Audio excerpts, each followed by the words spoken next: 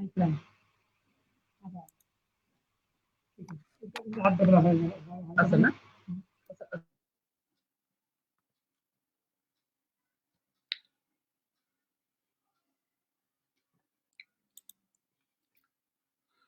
दोस्तों, आज की लाइव में आप सभी लोगों का स्वागत है। जो लोग भी इस लाइव को देख रहे हैं उनको मैं ये बता दूं कि आज की फेसबुक लाइव में हमारे साथ हैं धनेगांव, जिला गोंदिया, महाराष्ट्र की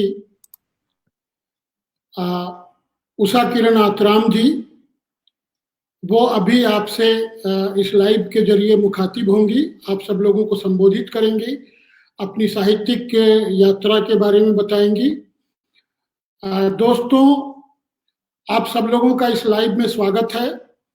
आदिवासी साहित्य फेसबुक लाइव श्रृंखला के तहत आज हमारे साथ मौजूद हैं धनेगांव, गोंदिया, महाराष्ट्र की उषा किरण आतराम जी। उषा किरण जी किसी परिचय की मोहताज नहीं है। वो भारत के आदिवासियों की पहली पीढ़ी की रचनाकार हैं और वो आज इस लाइव में आप लोगों के सामने आप सब लोगों से मिलने के लिए आ रही हैं। मैं उनका और आप सभी का इस लाइव में स्वागत कर रहा हूं। दोस्तों, वो हमसे जुड़ गई हैं। हम बस कुछ ही सेकंड में ये लाइव शुरू करेंगे और आपको मिलवाएंगे उषा किरण आतराम जी से, जो बहुत मुश्किल से कनेक्ट हो पाई हैं, क्योंकि वो उनका जो निवास है वो रिमोट इलाके में है, ग्रामीण इलाके में है, लेकिन तब भी वो हमारे साथ जुड़ गई हैं। मैं आप सब लोगों को से आग्रह करूंगा कि आप लोग इस लाइव को देखें। अभी बस कुछ ही पल में ये लाइव हम लोग शुरू कर रहे हैं और आप सभी से ये आग्रह है कि अपना जो कमेंट है वो आप रोमन में करें, जिससे कि वो स्क्रीन पर दिखाई देगा। दोस्तों, अभी हम आपके सामने प्रस्तुत करने जा रहे हैं उषा किरण आतराम जी हमारे साथ जुड़ गई हैं और मैं आप सभी लोगों का स्वागत कर रहा हूं और उनका भी स्वागत कर रहा हूं। हमारे साथ धनेगांव, गोंदिया, महाराष्ट्र की और भारत की सबसे वरिष्ठतम लेखिका जो हैं वो हमारे साथ जुड़ चुकी हैं। आप सब लोगों से आग्रह है कि कृपया अपना कमेंट जो है आप लोग रोमन इंग्लिश में लिखें। मैं अब इस लाइव को शुरू कर रहा हूं। जोहार राहुल, तुमने बहुत मेहनत की और हम सब लोग जुड़ गए हैं।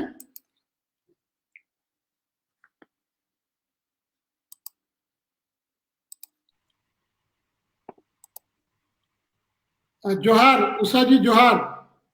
हाँ, जोहार भाई, जोहार पंकज भाई, जोहार। और सभी दर्शकों को, हमारे आदिवासी सभी दुनिया के भाई लोगों को मेरा सेवा जोहार। जोहार। ये बहुत अच्छा हुआ कि हम लोग कनेक्ट हो गए हैं और अभी उषा किरण जी ने आप सब लोगों को जोहार कहा और हमारे दर्शक लोग भी जोहार कह रहे हैं आपको। उषा जी, थोड़ा अपने हाँ जी। परिवार के बारे में थोड़ा बताइए, अपने मायके के बारे में। परिवार मतलब अपने माता पिता हाँ और अपने मायका। हाँ, तो मेरा मायका है नंदोरी, चांदागढ़, जिसको जी चंद्रपुर बोलते हैं। वो जी चांदागढ़ के राजवंश के आतराम लोगों की मैं बेटी हूँ। जी मेरे पिताजी, दादाजी उर्फ सुंदर शाह आतराम, इनकी मैं 6 नंबर की बेटी हूँ। जी हमारे परिवार में मेरे पिताजी है ने, हम उनको दाऊ जी बोलते थे, और मेरी आई सालूबाई, और हम 6 बहना थे, और मेरा नंबर 6वां नंबर, और 2 भाई। ऐसा हमारा बहुत बड़ा यानी परिवार था। पिताजी हमारे पुराने राजघराने के थे, लेकिन हमारी जमींदारी वगैरह सब गई। कुछ जमीन थी और गैर लोगों ने हड़प लिया, कुछ जमीन सीलिंग में चली गई, और बाद में ऐसा ही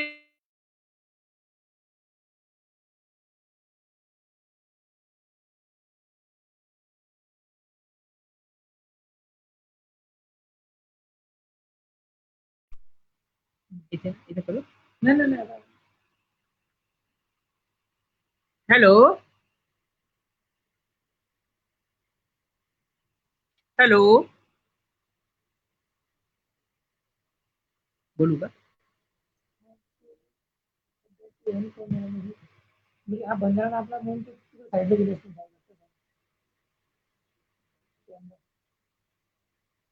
आता बंद होईल त्यांनी कसं.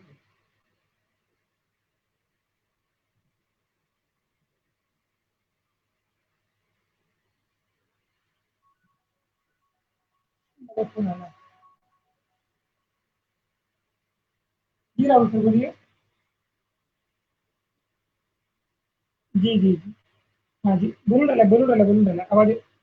तो हमारा परिवार यानी जमींदार राजघराने का था, लेकिन बाद में ऐसी परिस्थिति आई कि सब जमीन जुमला चला गया। लेकिन मेरे पिताजी एक स्वाभिमानी और उदार मन का रसिक आदमी था। उनको पढ़ने का और दौरा करने का, सैर करने का और गीता यानी नाटक में उनको रुचि थी, वैसा संगीत में भी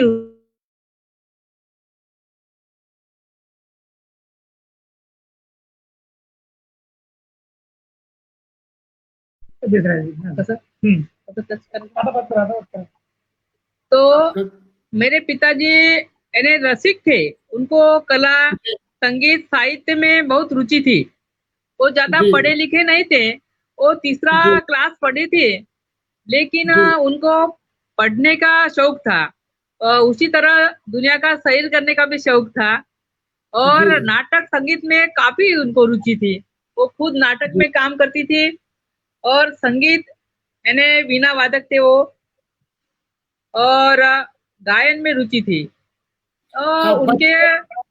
उषा जी, उषा जी, हाँ जी. आ, बचपन में आपने कोई गीत सुना हो, याद हो तो सुना सकती हैं? हाँ, बचपन में पिताजी का गाना तो सुनती थी मैं, और हाँ उनका गाना सुनने के बाद मुझे भी लगता था हम भी कुछ गाएंगे, लिखेंगे। जी. और बचपन में मैं तीसरी क्लास में थी, तो मैंने एक कविता लिखी थी मराठी में, अरे जयंग वाह. जयंग रानात, झंडूचे फूल माझ्या कानात। ऐसा मैं वाह. तीसरी क्लास में छोटा सा बाल गीत लिखा था। अच्छा, बहुत बहुत हाँ पिताजी आपके हाँ प्रेरणा स्रोत रहे और पूरा माहौल आपको मिला, है ना? हाँ हाँ। तो कोई गीत अपने समाज का आपको याद हो तो सुनाइए. अपने समाज का वैसी तो हमारी गोंडी भाषा है, जी. और मैं गोंडी भाषा में लिखती भी हूँ और गाती भी हूँ। तो क्या गोंडी भाषा में गीत सुनाओ? हाँ हाँ, बिल्कुल बिल्कुल. बिल्कुल हाँ, स्वागत तो है. लोकगीत सुनाती हूँ गोंडी भाषा में। रेला रेला रेला रेला रेला रेला रेला रेला रे रेला रेला रेला रेला रेला रेला रे नावारे चाते मरकामरा वारून वातारे आणि शृंगार डोली वातारे रेला रेला रेला रेला रेला रेला रेला रेला रे। ये गीत का ऐसा भावार्थ है, जी आम को बहुत आम लगे है। एक तरुणी रहती है आदिवासी, और अपने जी प्रियकर को बोलते हैं आम को बहुत आम लगे हैं, नींबू के झाड़ को लदादत नींबू लगे हैं, वो पीले हो गए और हवा के झोंका के साथ खेल रहे हैं। जी लेकिन वो जवान हो गए, वृक्ष, फल के झाड़, निसर्ग, और मैं भी जवान हो गई, लेकिन तू नहीं है तो मैं किसके साथ रेला गीत गाऊं और किसके साथ नाचू रेला।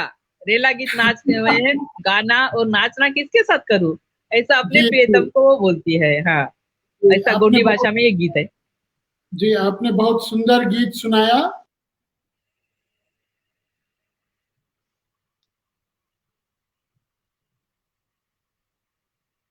हेलो जी.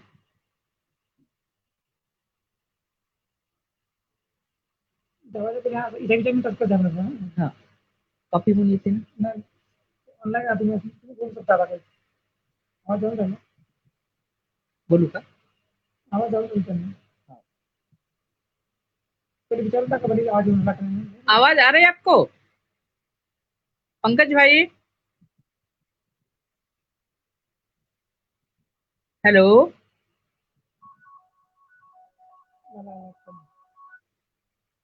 जी राहुल सर बोलिए। जी जी जी आवाज येऊन राहिली मतलब बात करा मुझे। हाँ, तो इस तरह के गोंडी जी, भाषा के गीत है। मैं ऐसा गोंडी, हिंदी जी सर, और जी। मराठी अच्छा, हाँ, तीनों भाषा में मैं लिखती हूँ। जी सर। और सबसे पहले मैंने मोटरी नाम का काव्य संग्रह जी अपनी सर। गोंडी भाषा में निकाला। उसमें मुझे लगता मैं ऐसी महाराष्ट्र की पहली कवयित्री, पहली पीछे करके कथाकार और पहली नाटककार हूँ। क्योंकि ये 50 साल में यानी कोई भी जी सर। हमारे आदिवासी समाज में महिला लेखिका, कवयित्री, जी सर। नाटककार नहीं हुई। जी सर, जी। तो जी, जी। मैं पहली कवयित्री हूँ जी, 50 जी। साल में लिखने वाली, यानी महाराष्ट्र की आदिवासी जी सर। समाज में से। आवाज आ रहा है सर। और कथाकार भी हूँ और नाटककार भी हूँ। तो मेरा पहला काव्य संग्रह है मोटेरी नाम का, गोंडी में है। और उसके बाद मोहर की नाम का मराठी काव्य संग्रह है। उसके बाद अहेर नाम का कथा संग्रह है, कहानी संग्रह है मेरा। उसके बाद गोंडवाना की महान वीरांगनाएं, ये हिंदी में ऐतिहासिक कहानी संग्रह है। उसके बाद है लेखनी की तलवार, यानी मराठी काव्य संग्रह है मेरा। उसके बाद है शिकार फत्ते झाली, ये मेरा दूसरा कथा संग्रह है। और उसके बाद है कचारगढ़ नाम का ऐतिहासिक कथा संग्रह है। और अभी फिलहाल अहेर का बदला अहेर नाम का मराठी नाटक मेरा आ रहा है। बस 1 महीने में, अभी कोरोना के कारण लेट हो गया तो वो भी मिल जाएगा। ऐसी मेरी 10 किताबें अभी पब्लिश हो गई है। मेरा क्वालिफिकेशन यानी मैं एमए मराठी, मैं फर्स्ट क्लास की विद्यार्थिनी हूँ। बचपन में बहुत कठिन परिस्थिति थी और गांव में स्कूल नहीं था। बड़ी मुश्किल से 7वीं क्लास तक गांव में पढ़ी। बाद में इधर उधर रखकर मुझे पढ़ना पड़ा, क्योंकि पढ़ने की बहुत जिज्ञासा थी। और मेरे पिता और आई को भी लगता था कि पढ़ने की इच्छा है तो तू पढ़ना। लेकिन परिस्थिति बहुत गंभीर थी, आर्थिक स्थिति इतनी खराब थी। तो पढ़ाई के लिए तो काम करके पैसे जमा करके छुट्टी में मैं अपने पैसे जमा करके अपना यूनिफॉर्म और किताब का जुगाड़ करती थी। बाद में हॉस्टल में रहकर मैं मेरी पूरी पढ़ाई पूरी की। मुझे अभी भी याद है कि मेरा सबसे बड़ा भाई है, उसने जो पाटी और पेंसिल जो रहते हैं ना, तो लेकिन पाटी, तो वो पाटी का टुकड़ा उसके बाद दूसरा भाई, फिर मेरी बहन, फिर बाद में मैंने ये यूज किया। इन्हें 3-4 भाई लोगों ने एक ही पार्टी का हमने उपयोग किया। हाँ, ये यानी घटना ऐसी। और कंपास भी वैसा, छोटा सा कंपास था, बड़ा भाई ने यूज किया, फिर दूसरे भाई ने, फिर बहन ने, फिर मैंने, मेरा नंबर आ गया। तब तक तो कंपास का यानी कोई दिखता नहीं था, लेकिन मुझे वो कंपास से मैं अपनी परीक्षा पास हो गई। और यानी कहने का यानी बचपन में मेरे 6 ऑपरेशन हो गए। मैं जब 4 साल की थी तब भी मुझे कैंसर जैसा भयानक आजार हो गया था। और जी उसके लिए मेरे पिताजी ने अपनी जमीन बेच दिए, गैया बेच दिए, माँ ने अपने जेवर बेच दिए। लेकिन मेरे 6 ऑपरेशन सक्सेसफुल रहे और पहले मृत्यु के ऊपर मैंने पहली लड़ाई जीत ली। यानी जी दर्द भरी ऐसी बचपन से मेरी कहानी की शुरुआत है जीवन की। जी। तो आपका पहला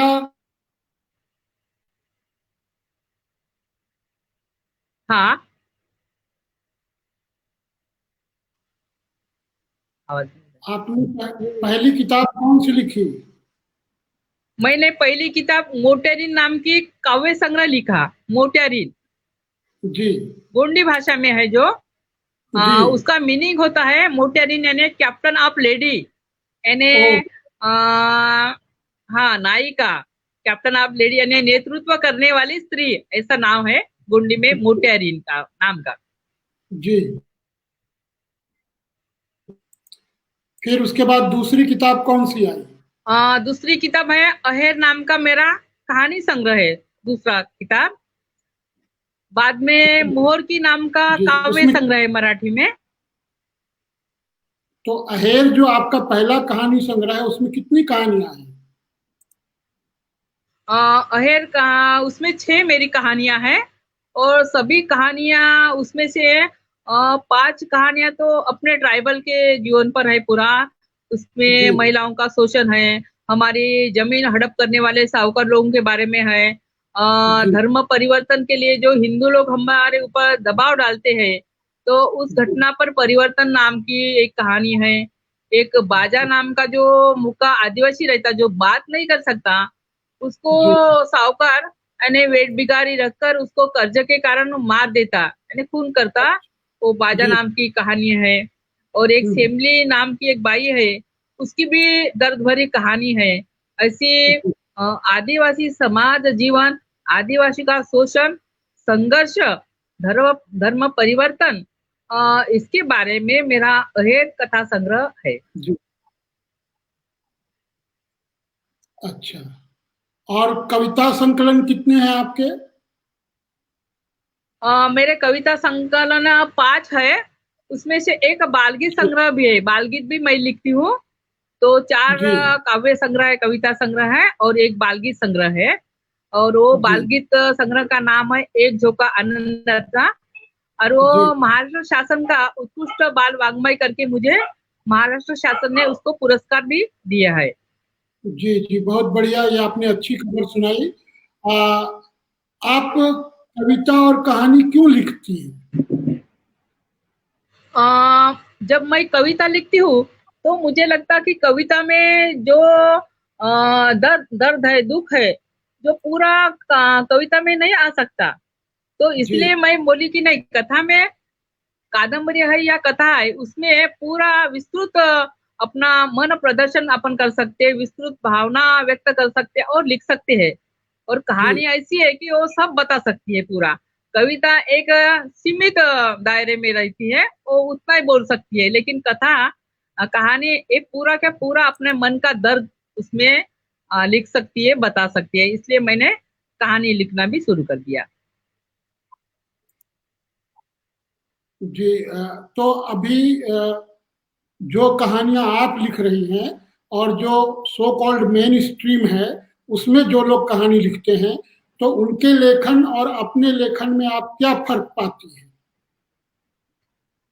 आ, मेरा लेखन यानी मेरी कहानियां ऐसी है, जो हमारे आदिवासी समाज की जो दर्द है, जो जी शोषण है, जो जी अत्याचार हो रहा है, और जी समाज जीवन में जो दर्द भरा एक नर्क जैसा जो जीवन बन गया है, और जो जी प्रस्तावित जो लोग है, प्रस्तावित जो साहित्य है, वो जी हमारे साहित्य को कभी भी साहित्य नहीं समझा, और जी हमारे आदिवासी लोगों को यहाँ कभी आदमी नहीं समझा।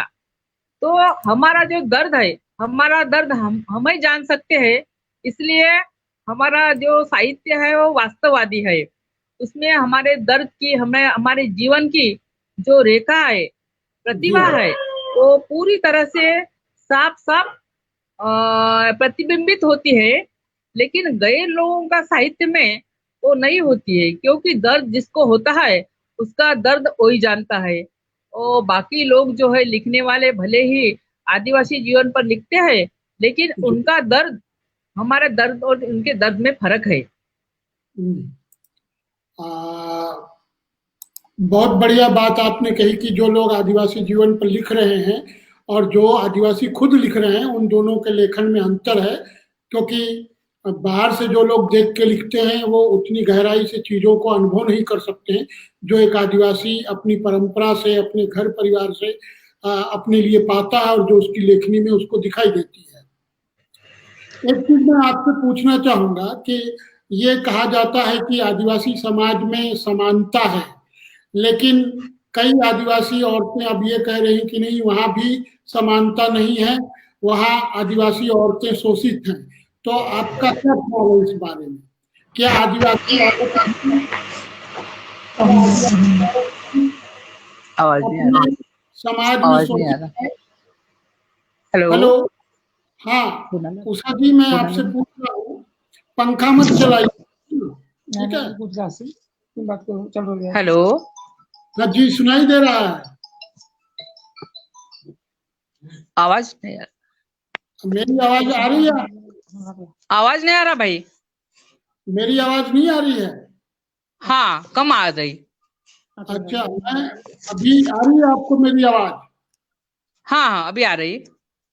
हाँ, तो उषा जी मैं ये एक चीज पूछ रहा हूँ कि आ, ये आम तौर पे मान्यता है कि आदिवासी समाज में समानता है ना? ये ये मान्यता है कि आदिवासी समाज में समानता है, वहाँ स्त्री पुरुष में कोई भेद नहीं है। लेकिन अभी कुछ नई आदिवासी लड़कियां, औरतें इसको खारिज कर रही हैं और वो कह रही हैं कि यहाँ भी समानता नहीं है। तो इस बारे में आप क्या कहेंगी?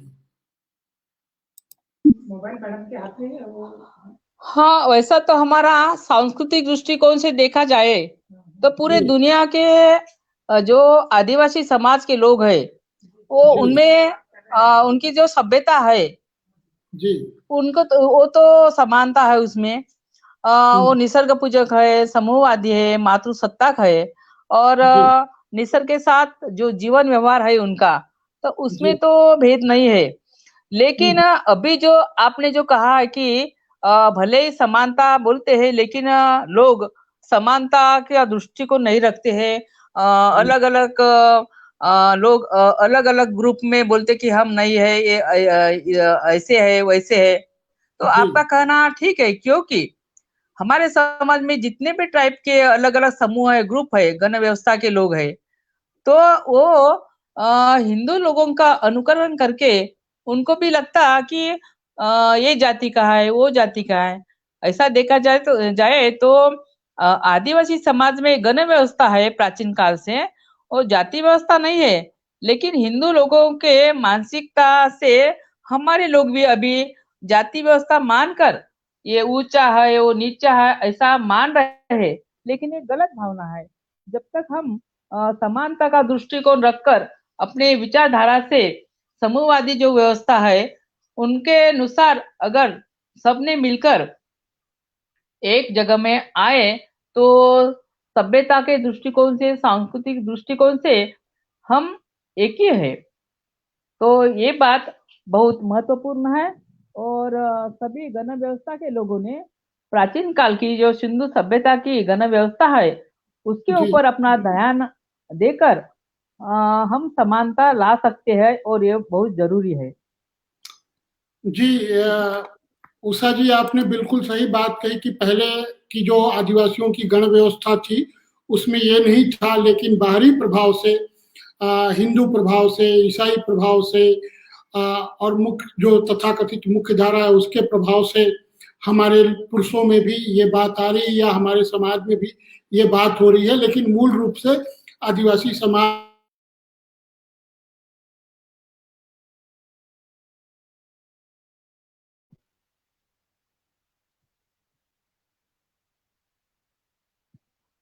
हेलो।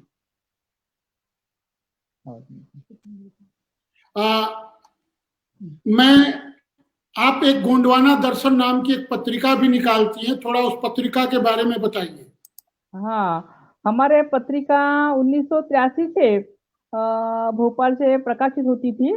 लगातार जी वो 32 साल निरंतर रही, और वो साहित्य और सामाजिक चेतना जगाने वाली भारत की पहली हमारी पत्रिका है जो 32 साल चली है। तो जी उसमें पूरे जितने भी गण व्यवस्था है भारत के और बाहर के भी जो ट्राइब के लोग हैं उसके जी बारे में मेरे मिस्टर जो हो, मिस्टर सुनील सिंह ताराम जी, जी अभी गए साल 1 साल हो गया, वो एकाएक उनका देहांत हो गया।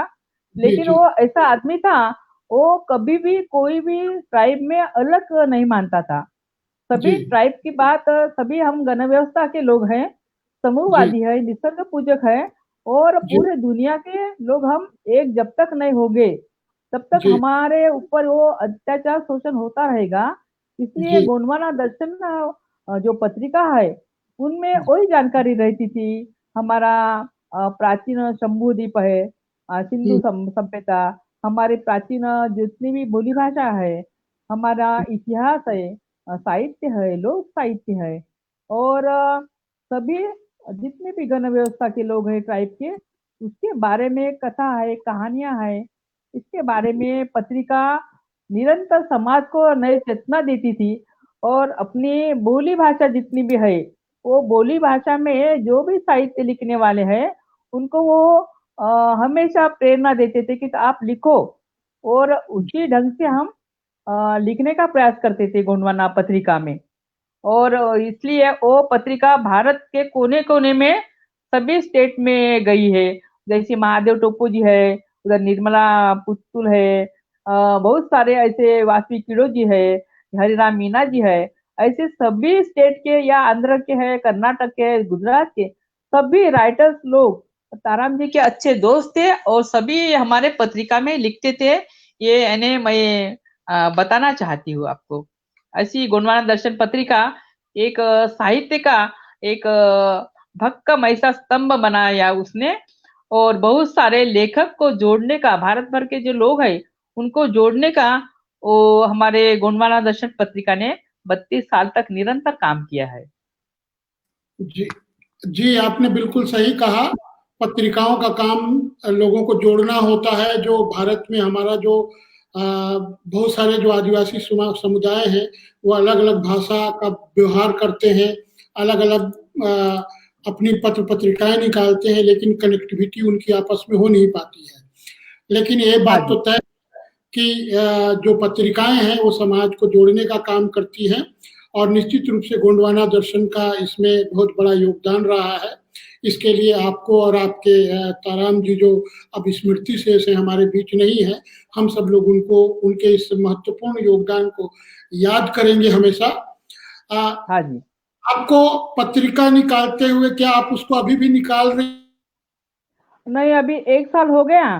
तो सर चले गए, तो मैं ऐसे जंगल के गांव में हम मेरा चांदागढ़ चंद्रपुर छोड़ के हम 2012 में मैं रिटायर हो गई। मैं भी राजपत्रित अधिकारी थी, और भाषा के ऊपर काम करने के लिए हम यहाँ कचारगढ़ में आ गए। तो ये छोटा सा एक नक्सलग्रस्त गांव है। यहाँ रहदारी का साधन नहीं है, और कोई चीजें नहीं, इंटरनेट नहीं, नेट नहीं, बहुत सारे प्रॉब्लम है जंगल के गांव में। लेकिन यहाँ आने के बाद अभी पत्रिका शुरू करने का, तो मेरे परिवार में मैं अकेली हूँ। मेरी एक बेटी है, और उसको मैंने गोद लिया, तो वो भी सर्विस में है। तो यहाँ मदद करने वाले कोई नहीं, इसलिए वो पत्रिका अभी बंद है। लेकिन मैं प्रयास कर रही हूँ कि उसको पूरा तांत्रिक जो भी कमियां हैं वो उसकी पूर्तता करके मैं और गोंडवाना दर्शन पत्रिका शुरू करूंगी।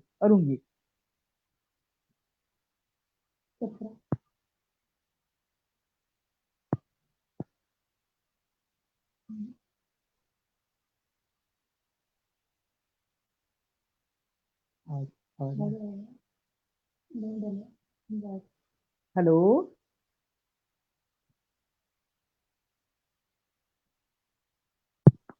जी, मैं आपसे ये सवाल कर रहा हूँ कि पत्रिका निकालने में क्या दिक्कतें आती थी, किस तरह की कठिनाइयां आती थी?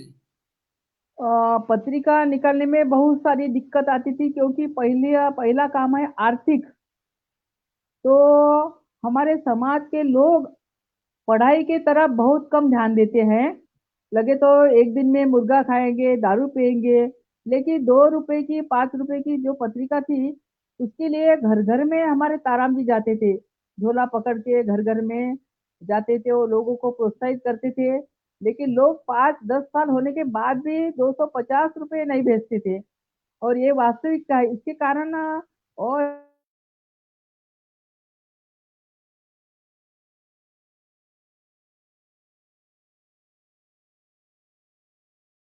पत्रिका होने के कारण उसमें हम जायरात वगैरह नहीं लेते थे, और लोग वर्गनी बराबर नहीं भेजते थे। लेकिन ताराम जी बोलते थे समाज का पैसा समाज के लिए, एक एक पैसा जोड़ जोड़ के वो बराबर लगातार अपनी हमारी पत्रिका निकालते थे।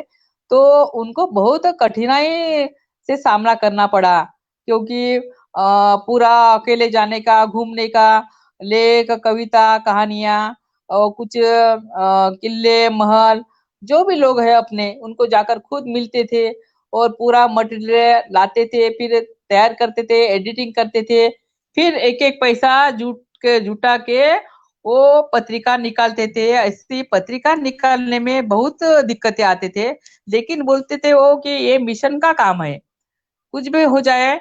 तो वो कभी कभी उसका एक भी पैसा खर्च नहीं करते थे, जो भी वर्गनी आती थी। बहुत बार तो ऐसा हो जाता था, मेरे पास से मैं पैसे देती थी अपने पेमेंट से, या ताराम जी अपनी आवश्यक जो पूर्तता थे कम पैसे में करते थे, लेकिन पत्रिका ये निकलना ही चाहिए, इसलिए वो बराबर निकालते रहे।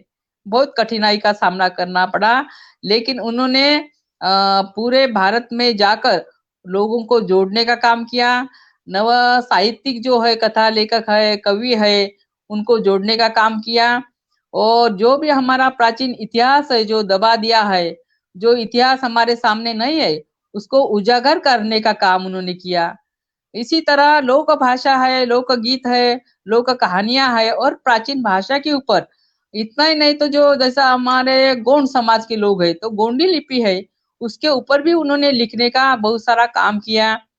उसके बाद उन्होंने विरासत की गोंडी कहानियां, ये जो है, तो पहली बार जेएनयू दिल्ली में हमारे 12 भाषिक लोग थे, उसमें हमने भी हमारी गोंडी भाषा की कहानियां पहली बार वहाँ हमने प्रस्तुत किया, और उसका भी विरासत की गोंडी कहानियां ऐसा संपादन करके ताराम जी ने वो भी किताब निकाला। तो इस तरह से ताराम जी बहुत संघर्षशील आदमी थे और बहुत मेहनती, और सिंपल रहनीमान था उनका।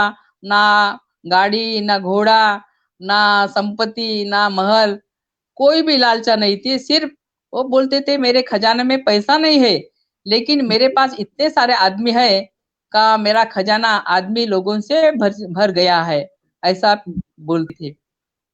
जी उषा जी, मैं फिर से आपके आपके रचना क्रम पर लौटता हूँ और आपसे जानना चाहता हूँ कि क्या कोई आप अपनी एक कविता सुना सकती हैं?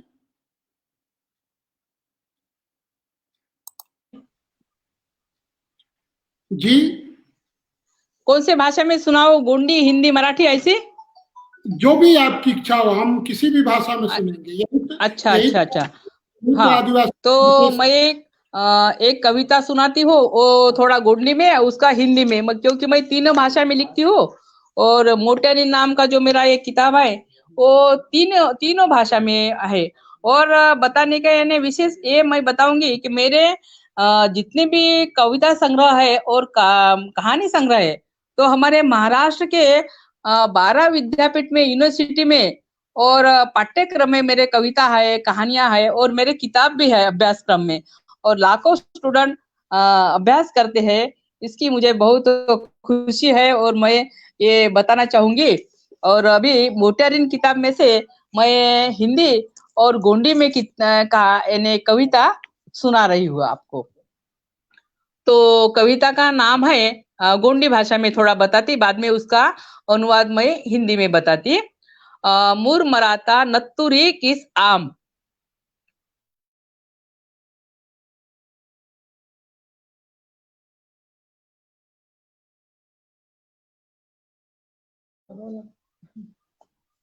गोंडी की कविता है, मूर मराता नत्तुरी किस आम, साया पिस पिनी तरोपो केलक नोरसिकून, चोपचाप किसी चोकोट पोन माड आता थोरो, तलात रोपोडा पडे गंडू सिसेर, चाचपी किसे घोटीता पोती, गुजांग सिप्पीनांग पोती हस सुडा लागता आरोसा, ढोलक्याना तावदले का राणी इच्चोर इंजाना के मा, निक अंजाना बदकिले लगांता, आयते केडा पोयाना चाहकने पण वास तो होता, सरिये दांती ते समधी कडकून किस लानी किम, राणी निवा फोरो नजूर समधी सुधरे मातेर मुप्पेली रांग, इंजर इंतोन निम्मे नरकानी आयमा, अकिल ते मुरमारता नत्तुरे तांब्याल किस आम गडी नहाग पोडक नांग तला ते फैली किम कोया किस इंगे ही दे नेवा अंचाना हत मग पडू ते खुशी किता चंचित लेका कोशांग खाशाना हिरवाले हिरवाल केडा उंडे समधी केडातून किस लावी किया पेशिता। ये गोंडी की कविता है, उसका मैं हिंदी में अभी बताती। जी इस कविता का नाम है होना हो तो पलाश की लाल आग हो। जब जी आदमी औरत बाजार जाने के लिए जो श्रृंगार करती है, तब उसका जी आदमी बोलता है तू श्रृंगार नहीं करना, श्रृंगार किस तरह से होना चाहिए। तो एक कविता का नाम है मेरे कि होना हो तो पलाश की लाल अंगार हो। कड़कते ठंड में धुले बाल, कड़कते ठंड में धुले बाल पहनकर साड़ी का टुकड़ा, पहनकर साड़ी का टुकड़ा टटोलने लगी गले की माला, गुंजा शिप्पी की माला टटोलने लगी गले की माला, गुंजी शिपा की माला। वह देखने लगे आईना, वह देखने लगी आईना, तब चिल्लाया उसका पति, तब चिल्लाया उसका पति रानी इतना श्रृंगार मत कर, रानी इतना श्रृंगार मत कर, तुझे काहे को होना श्रृंगार, तुझे काहे को होना श्रृंगार। अरे ओ फूलों ने कांटों में फूलना। मॅडम घरी ए ए ए ए ए विनोद गेलं मी मॅडम घरी आहे. गेलं नाही गेलं नाही दुसरं का आला। रानी इतना श्रृंगार मत कर, रानी इतना श्रृंगार मत कर, तुझे काहे को होना श्रृंगार। अरे वो फूलों ने कांटों में फूलना, फूलों ने कांटों में फूलना, मगर वास नहीं दिखाना, मगर वास नहीं दिखाना। बाजार के रास्ते से जाओगी, बाजार के रास्ते से जाओगी तो परदेशी बाबू लोगों की नजर तेरे ऊपर लगेगी। बाजार के रास्ते से जाओगे तो परदेशी बाबू लोगों की नजर तेरे ऊपर लगेगी। इसलिए तू रात रानी मत बन, इसलिए तू रात रानी मत बन। होना हो तो पलाश की लाल अंगार हो, होना हो तो पलाश की लाल लाल अंगार हो। लाल लाल धधकती अंगार, लाल लाल धधकती अंगार, वही तेरा श्रृंगार, वही तेरा श्रृंगार। फिर उसने ली अंगड़ाई, फिर उसने ली अंगड़ाई, आंखों में निहारा सारा जंगल, आंखों जी में निहारा सारा जंगल, हाथ में ली जलती मशाल और चल पड़ी जंगल की ओर, और चल पड़ी जंगल की ओर, और चल पड़ी जंगल की ओर। बहुत ऐसी शानदार मेरी ये पलाश के फूल की कविता है सर। बहुत शानदार, आपने बहुत अच्छा लिखा कि होना हो तो पलाश की लाल अंगार हो, है ना, आदिवासी स्त्रियों का यही श्रृंगार है। हाँ वही तेरा श्रृंगार। बहुत सुंदर, बहुत जबरदस्त, बहुत पावरफुल कविता है आपकी। और मैं आपसे बातचीत करना चाहता हूँ, लेकिन मुझे लगता है कि ये हम लोगों को कनेक्शन साथ नहीं दे रहा, बहुत आवाज टूट रही है। हाँ हो बहुत प्रॉब्लम आ रहा। हाँ, तो आप शामिल हुई और अंत में कुछ आप उद्बोधन करना चाहेंगी दर्शकों का, कुछ खास मैं दर्शकों को ये कहना चाहूंगी, अभी जी फिलहाल वर्तमान में हमारे पूरे आदिवासी समाज पर बहुत अत्याचार हो रहा है। पहली बात हमारी जो जमीन है, हमारी गैर लोग जमीन हड़प रहे हैं, और कानूनी जब कार्रवाई करने के लिए जाते हैं तो हमें न्याय नहीं मिलता। इसलिए गांव जंगल के जो लोग हैं वो गैर लोगों ने जो जमीनें हड़पे है उसके बारे में उनको कोई न्याय नहीं देता। एक गंभीर समस्या है। दूसरी समस्या है हमारा विस्थापन हो रहा है। हमारे जंगल के गांव में अभी कारखाने आ रहे हैं, नहर बन रहे हैं, खाने खदाने हो रहे हैं, और ऐसे करके सरकार जो जंगल में जो जंगल का रक्षण करने वाले हैं हमारे लोग हैं, पर्यावरण संभालने वाले हमारे लोग हैं, तो उनको अभी भगा रहे। तो वो भगा रहे तो उनको ना घर है ना दार है, और वो उनके पुरखों ने कितने सालों से वो जंगल में रहे हैं, लेकिन आज उनको घर नहीं दार नहीं, और सभी तरफ से लोगों को भगा रहे हैं। तो इसके लिए सभी पढ़े लिखे जो लोग हैं, सभी लोग पढ़े लिखे लोग हैं और गांव के जो भी लोग हैं, सबने एकजुट होना बहुत जरूरी है। उसमें कोई भी भेद नहीं, सब आदिवासी, दुनिया का कोई भी आदिवासी है, वो सब एक होकर हमें लड़ना, ये बहुत जरूरी बात है।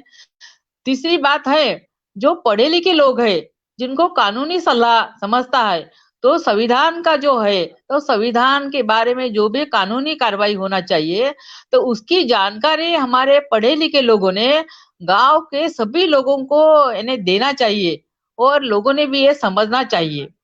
तीसरी बात है, हमारी जो लड़कियां है, उसका बहुत शोषण हो रहा है। छोटी-छोटी लड़कियां को बेच रहे हैं।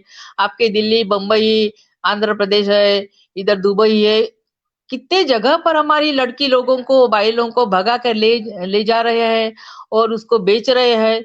तो ये मालूम होने के बाद भी हमारे समाज ने आंख नहीं मूंदना चाहिए, उसके ऊपर दुर्लक्ष्य नहीं करना चाहिए। इसके लिए सभी समाज के आदिवासी लोगों ने एक होकर ये बात हमारे समाज के लिए अच्छी नहीं है, इसके ऊपर मैं ध्यान देना चाहती हूँ। चौथी बात है कि एजुकेशन जो है, जब तक आदमी नहीं पढ़ेगा, तो हमारे लड़के लोग जो है, वो पढ़ाई में पीछे रहते हैं, वो दारू पीते हैं, खर्रा खाते हैं, नशाखोरी करते हैं और पढ़ना छोड़ देते हैं। क्यों? उन्होंने समझना चाहिए कि हमको पढ़ना चाहिए। जब तक नहीं पढ़ेंगे, तो आगे नहीं बढ़ेंगे और हमारी यूनिटी है, वो नहीं बनेगी। और यूनिटी के बारे में हमारा शोषण, अत्याचार जो भी हो रहा है, वो कैसा कम होगा? जब तक पढ़ेंगे नहीं और कानून हाथ में नहीं लेंगे, लड़ेंगे नहीं, झगड़ेंगे नहीं, तो ये अत्याचार होता ही रहेगा। तो उसके लिए मैं समाज के सभी लोगों को कहना चाहूंगी कि सब एक होकर लड़ो। उसी तरह पढ़ाई की तरफ ध्यान दो, और महिला की, हमारी मातृसत्ता जो हमारी सभ्यता है, तो मातृसत्ता सभ्यता के अनुसार हम महिला लोगों का संरक्षण करना चाहिए, उसकी इज्जत करना चाहिए, उसको सम्मान देना चाहिए, बड़े वो छोटी रहे या बड़ी रहे। क्योंकि हमारे आदिवासी समाज ये मातृसत्ता है, मातृ पूजक है, और कोई भी गण की व्यवस्था की महिला हो, उसके ऊपर अत्याचार नहीं होना चाहिए। इसके लिए पढ़े लिखे लोगों ने हिंदू लोगों का अनुकरण नहीं करना चाहिए। शादी रहे, ब्याह रहे, हमारे इसमें दहेज नहीं लेना चाहिए, और बाकी लोगों के जैसा महिला के ऊपर अत्याचार भी नहीं करना चाहिए। बहुत जगह में दारू पीकर महिला लोगों को मारते हैं।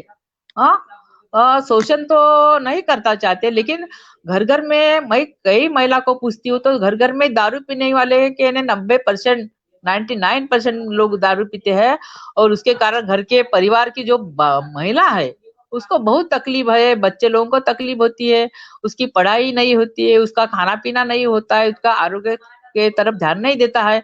तो आदमी लोगों ने सोचना चाहिए कि ये बुरी बात, बुरी आदत हमें छोड़ना चाहिए, और सब मिलकर यानी आपने जो अभी मीडिया शुरू किए, तो ऐसे जो पढ़े लिखे जो लेखक लोग हैं, राइटर्स लोग हैं, उन्होंने भी पूरे दुनिया के राइटर्स लोगों ने एक जगह में लाकर हमारा मीडिया के माध्यम से हमारी जो लिपि है, हमारी बोली भाषा है, उनका साहित्य है, लिखित साहित्य, अलिखित साहित्य, वो भी पब्लिश करने के लिए चर्चा सत्र होना चाहिए, सम्मेलन होना चाहिए, और सभी बोली भाषा का जतन करना हमारा फर्ज है।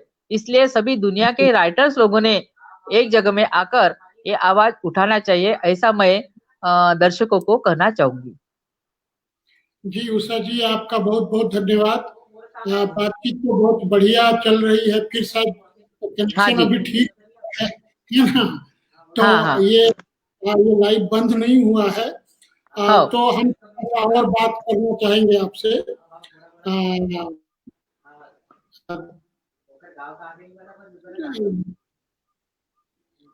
थोड़ा सा आप लोग ये पूछ रहे हैं कि हमारे लोगों को किस तरह की कविता लिखनी चाहिए। हाँ, आवाज नहीं आ रहा भाई। ये लोग पूछ रहे हैं कि हमारे लोगों को किस तरह की कविताएं लिखनी चाहिए। बोलते हुए चला गया, डिस्टर्ब कर रहे। हेलो। हेलो। हाँ हाँ हाँ, हम सुन रहे हैं।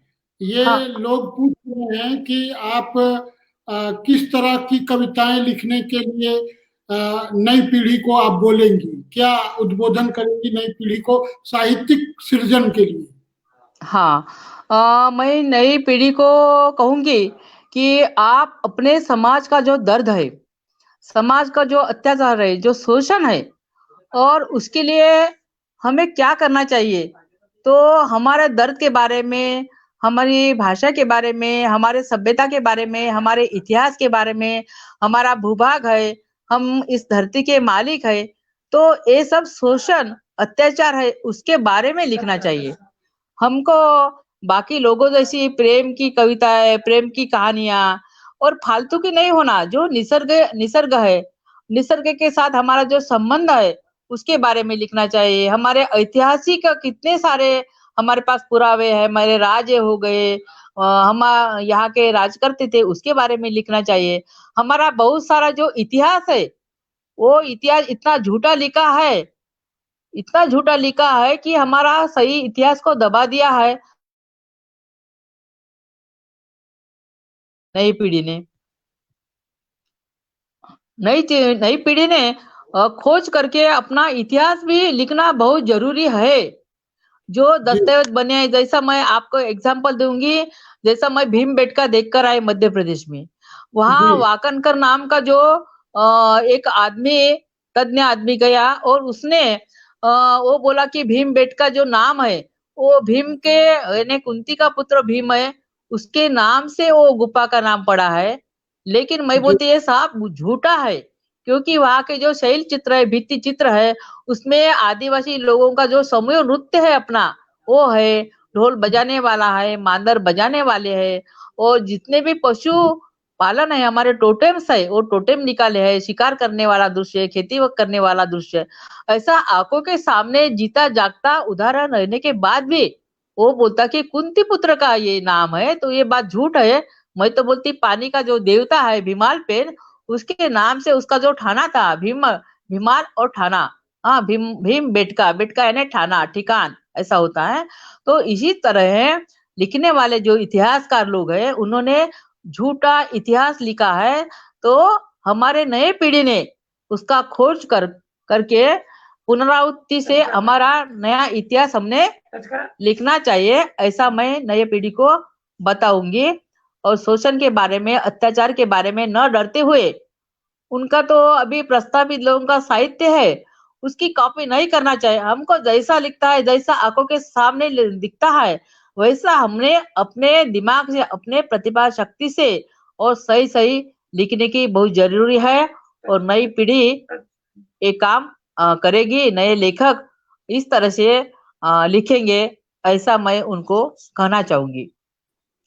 जी उषा जी, आपने बहुत अच्छी बात कही कि आदिवासी समाज को मौलिक, अगर आदिवासी समाज मौलिक है तो उसको मौलिक ही रहना चाहिए। जो हाँ एक झूठा समाज है उसकी नकल नहीं करनी चाहिए, है ना? हाँ हाँ, तो बराबर है। अपना जो सुख दुख है, जो संघर्ष है, जो कहानियां हैं, जो अपने अपने चीजें हैं, शब्दों में।